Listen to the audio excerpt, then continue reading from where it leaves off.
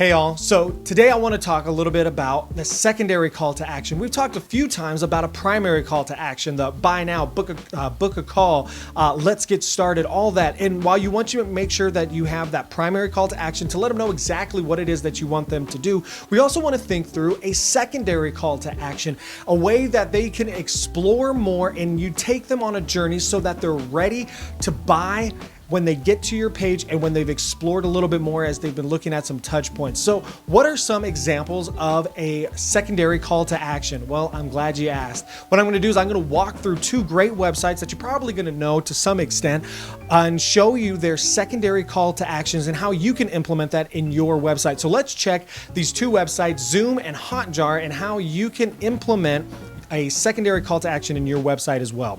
All right, guys, so what I want to do is look at two sites that have excellent secondary call to action. So the first one is one that we all know and love, and that's Zoom. Now, check here, you got Zoom and you have, their hero section right here. They got these pictures that kind of swap out. That's totally fine. It's definitely giving you an idea of what they can do. But what's cool about this is that it says enhance workplace communication with AI companion. All right, cool. It tells you all these things. It kind of goes through. But notice the call to action. The first one is plans and pricing. So they want you to see what the different plans and prices are because they want you to, hey, I want to go ahead and get that, right? I want to go ahead and buy this. But the second thing is, though, is that look at the journey that they're taking you on, is that it's discover Zoom Workplace. And so what they want you to do is that, hey, you may not be ready to buy yet, but why don't you go ahead and look and kind of see what you can do within Zoom itself. And let's check out the Zoom Workplace that they have set up so that you can really kind of explore and see what's going on. And so when you click on that, when you click on Discover Zoom Workplace, it takes you on a journey and it shows you all of the different things that you're going to see. Now, something that you're going to notice is that you're going to see here that pricing is still there. So that's still that primary call to action, but you'll notice that the secondary call to action is still there. It is now changed, but it's still there. And this one is contact sales. So this is really kind of helping you think through, well, what is the journey that they're taking and what is the journey that they're going on as they're thinking through, well, what is it that I want to do? Zoom wants you to obviously see the pricing so that you then buy. But the other thing that they want you to do is that they want you to think through, like, hey, maybe you're not ready yet, or maybe you have a little bit more questions. And so rather than having the standard learn more, they say, hey, discover this, or, find out more about this. So now it takes you on this journey of like seeing, oh, you can communicate, productivity space, right? All the different things that they have. And then if you're thinking, okay, well, this sounds actually pretty good, but I still want to kind of talk about it with somebody, well, you can still contact sales, and that's really awesome. Now, something else that I want to point out is that continuing on with the call to actions, they do also have call to actions here as well. Now, you'll notice on the top right, it says sign up free, which is the same color as pricing. So those are going to kind of be very similar. So you're going to sign up, you're going to do, a lot of times you'll see that sign up, log in, those sort of things. But here you got sign up, and they want you to take that like, oh, okay, cool. Well, we can sign up for free. But then also you can see pricing, which then takes you to that next step. So kind of thinking through what is this customer journey that they're going on in order to get to the cash register, or in order to help them kind of figure out their way through what they are trying to do. So really great. All right, guys, and let me show you the second website that's actually really cool. Hotjar is a website, or is a company that helps you with different things like heat maps and just kind of helping you understand user behavior. But anyway, let's check out what we have for their call to action. So again, looking at the website, we tend to look at patterns, we tend to look at websites in two patterns, a Z pattern and an F pattern. Typically, when people first get to the website, it's going to be a Z pattern. So they're going to go from left to right, down to the bottom left, back to the bottom right. And so what's great about that is that they have their main call to action, which is get started. So it's that buy now. It's that main call to action that they want. But then as you go across, though, you still have sign in and contact sell, which is great because now as you go from get started from the top right, you go to the bottom left, you then have again get started. And so they are anticipating and ready for you to get started, to let's do this. And that's their main call to action. That's the main action that they want you to take. But what's great about this is that, look, they have book a demo.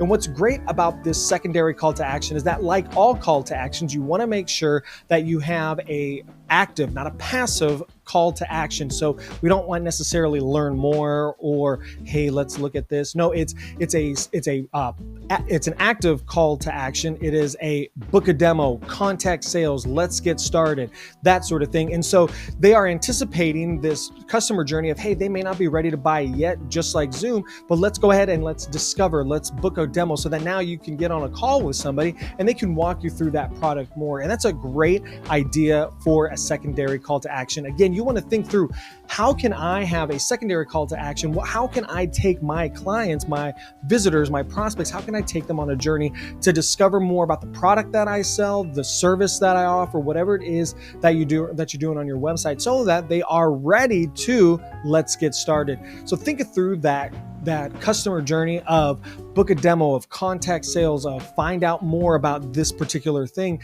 so that they can go on a customer journey, so that when they see your header or your hero image and they're like, yeah, I want to find out a little bit more, and as they scroll down, it's a great idea to continue that secondary call to action where it's appropriate, so that they're on that customer journey of learning more about those things, so that when they get there, they're like, okay, yeah, now I'm ready to get started, to book a call, to fill in the blank, whatever it is that your product or service offers. You want to think through that, and having a customer journey of not just a primary call to action, but also a secondary call to action is a fantastic way to continue that customer journey, to really answer those questions that they may be wondering about, so that you can start to sign them up and really help them think through that customer journey.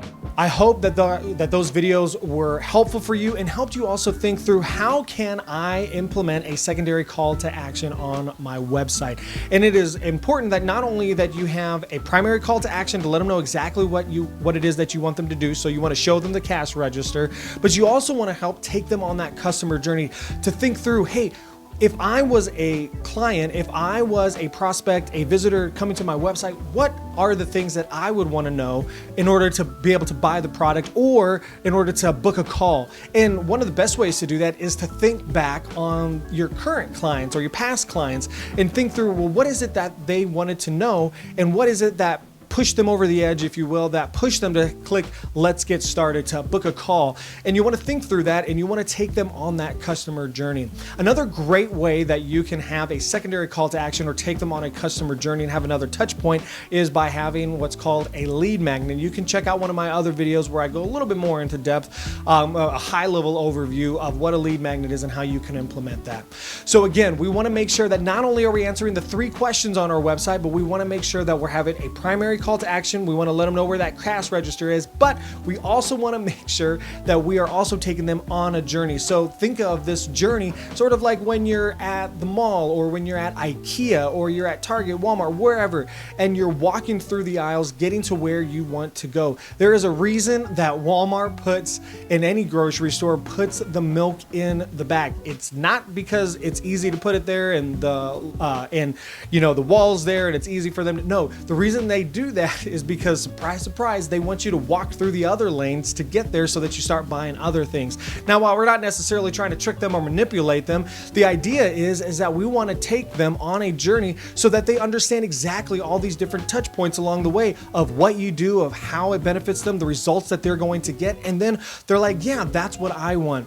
So a secondary call to action is a fantastic opportunity for them to get to know you a little bit more, your service, your product, how it's going to help them, and what are the results that they're going to get, and allows them to have those touch points so that by the time that they book a call, by the time that they're ready for those services, they're going to be already right there. And really, you just need to talk with them and just let them know exactly what it is that they're going to get, and then they're going to be ready to book a call with you to buy your product and to take your service.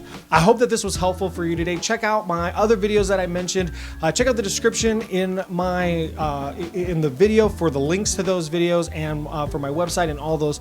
If you have any questions, leave a comment down below. Like, subscribe, as they always say, and let me know if you have any questions.